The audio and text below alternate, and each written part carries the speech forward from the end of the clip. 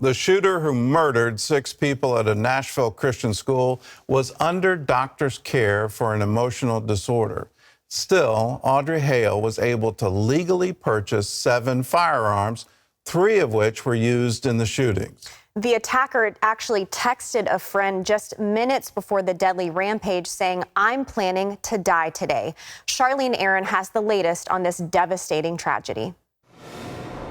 Police say the shooter, 28-year-old Audrey Hale, a former student at the school, legally bought 7 firearms despite being under a doctor's care. This latest shooting brings into question security concerns at private schools. Let's go!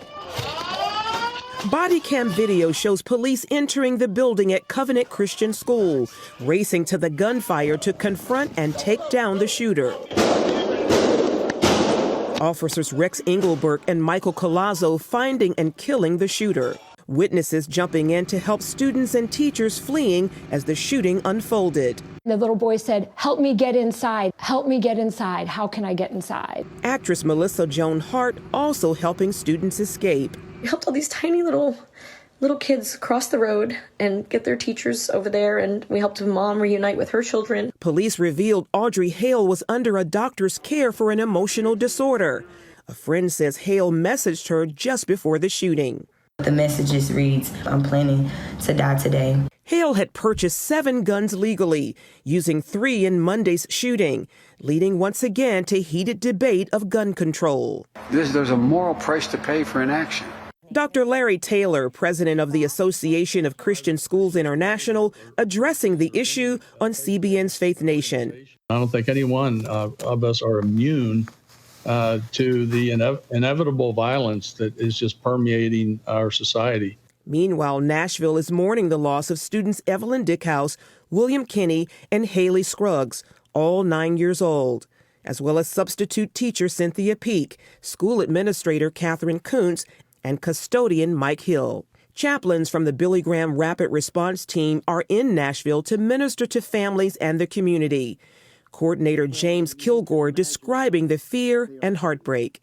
This morning, as I met with the church and watching elementary and preschool parents take their children into school, moms and dad, they left crying.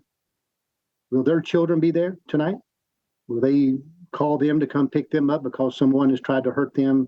The group setting up a mobile command center to assist. They can come by and stop and talk to and pray with and just share their heart. And right now is a time that people need to be listened to, share their stories, share their hurt and their pain so that they can find that healing again. Meanwhile, Daily.com reports the shooter, who identified as transgender, was at odds with her Christian parents over the issue. Police are continuing their investigation into a motive in the attack. Charlene Aaron, CBN News.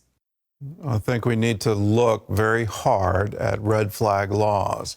This has been around since the Virginia Tech shootings, these horrible tragedies where someone's under mental care, and whether it's a movie theater in Colorado, Virginia Tech, or a Christian school in Nashville, if you have someone under mental care and they're accumulating an arsenal of weapons, in every single case, there were multiple purchases over a short period of time right before the incident. There ought to be a way to flag that. And there ought to be a reporting database where law enforcement knows it. The gun dealers aren't allowed anymore to sell to that individual. And we get further help for the people involved. This is clearly mental illness. This is clearly someone who's gone into an insane rampage. And we as a culture need to start dealing with this before it's allowed to happen. There's a reason they're buying multiple firearms in a short period of time. You don't build up an arsenal just to have it in a display case. There's a reason you're doing it. So we ought to investigate that reason. There ought to be a legal method for doing it. If we see multiple purchases, there ought to be a database tracking that. That's remarkably easy to do these days. Raise a red flag, find out if there's other things going on in that individual's life. Are they under care with a medical professional for mental illness? If so, then let's act, and let's act before other people have